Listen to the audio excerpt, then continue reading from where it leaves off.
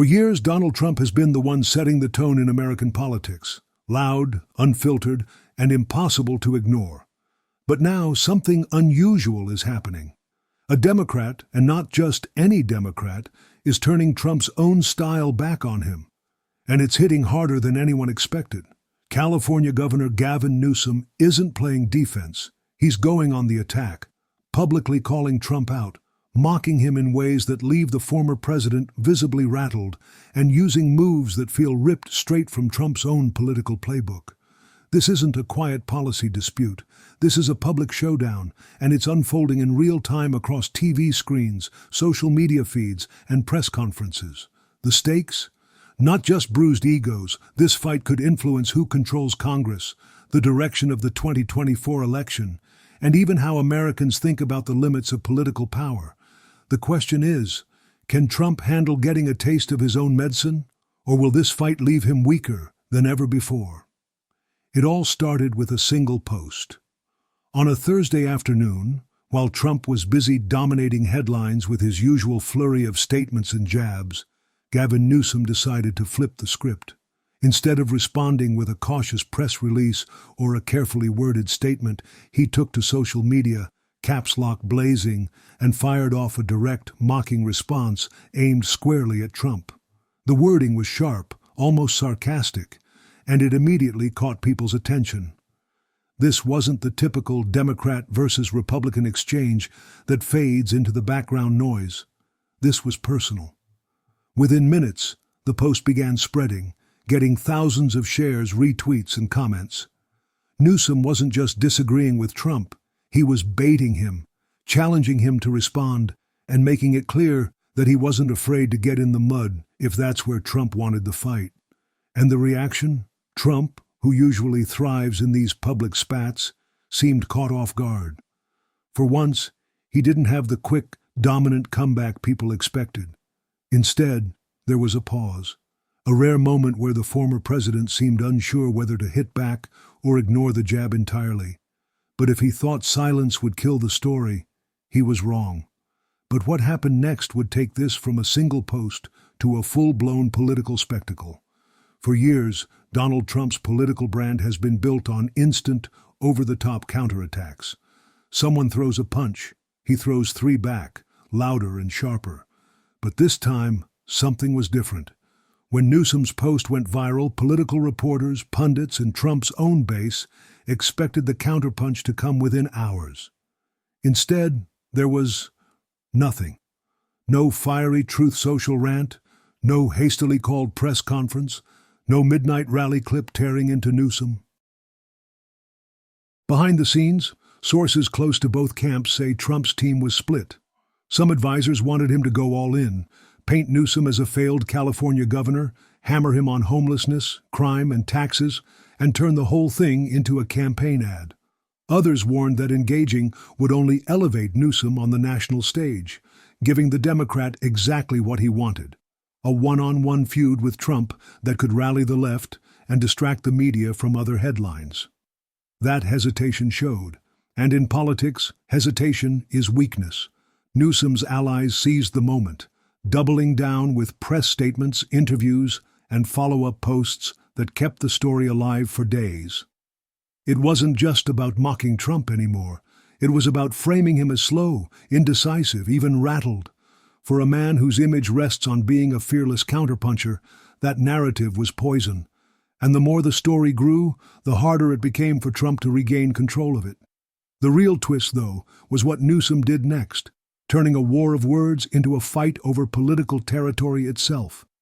While the headlines were still buzzing over his viral posts, Gavin Newsom made his boldest move yet, one that went far beyond political insults. In a surprise press conference, he announced that California's leadership was exploring aggressive redistricting measures that could tilt several congressional districts in Democrats' favor ahead of the next election cycle. Now, redistricting is nothing new. It happens every decade after the census. But the way Newsom framed it was anything but routine. He cast it not as a technical adjustment, but as a necessary step to protect democracy from what he called Trump-aligned extremism. In plain language, he was telling the country, if Trump wants to play hardball, We'll play harder. Political analysts immediately saw the implications. Several California districts are currently competitive or lean slightly Republican.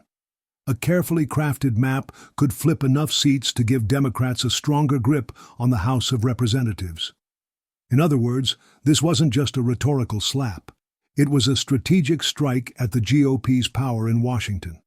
Trump's camp erupted behind closed doors. Advisors accused Newsom of weaponizing the map and warned that if Democrats pulled this off, it could erase some of the Republican gains made in recent midterms. Conservative media outlets went into overdrive, framing it as a direct attack on voters' rights. But here's the kicker. Newsom didn't stop there. He paired his announcement with a well-timed fundraising blitz, positioning himself not just as a California governor, but as a national defender against Trumpism. Donations poured in from across the country, further fueling speculation that Newsom might be setting the stage for something much bigger than a gubernatorial fight. And if Trump thought the map battle was the end of it, he was in for another surprise, because Newsom was about to take the fight directly into Trump's own territory.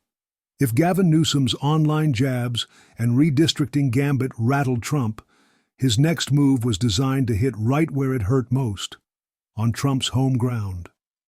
Just days after the California announcements, Newsom booked a trip to Florida, one of the most pro-Trump states in the country, for a series of high-profile public appearances. Officially, the trip was framed as a policy tour to discuss climate resilience, clean energy, and disaster preparedness. But no one in the political world believed that was the real reason. Every venue, every stop, and every speech was carefully chosen to send a not-so-subtle message. I can walk into Trump country, speak my mind, and leave stronger than I came. In Miami, he took the stage before a packed crowd and delivered what might have been the sharpest line of the week. If you're tired of the chaos, if you're tired of leaders who put ego over country, you don't have to put up with it. Even here in Florida, you deserve better. It was the kind of jab that hits twice, once at Trump's leadership style, and again at his grip on his own political backyard. Conservative commentators fumed. Right-wing radio hosts blasted Newsom for parachuting into free states to spread California's misery, while progressive outlets celebrated the audacity of the move. And as the cameras rolled, Newsom seemed to relish the heat, smiling through the boos from hecklers and doubling down on his message. Trump, meanwhile, stayed mostly silent, at least publicly. But reports leaked from Mar-a-Lago suggested he was furious, venting to aides that Newsom was trying to steal his act by dominating the news cycle with a mix of provocation and showmanship. The political chess match was no longer just a West Coast feud. It had become a national spectacle. And as the temperature rose, a new wave of allies and enemies began taking sides, turning this one-on-one fight into something far bigger. Newsom's calculated provocations didn't just pull Trump into the spotlight, they pulled half of Washington in with him. Within days, the fight had grown beyond a personal feud into a multi-front political brawl, with senators, governors, and even a few 2024 hopefuls weighing in. On the Democratic side, party heavyweights saw opportunity. Senators like Elizabeth Warren and Cory Booker openly praised Newsom's fearless pushback and urged others to follow his lead.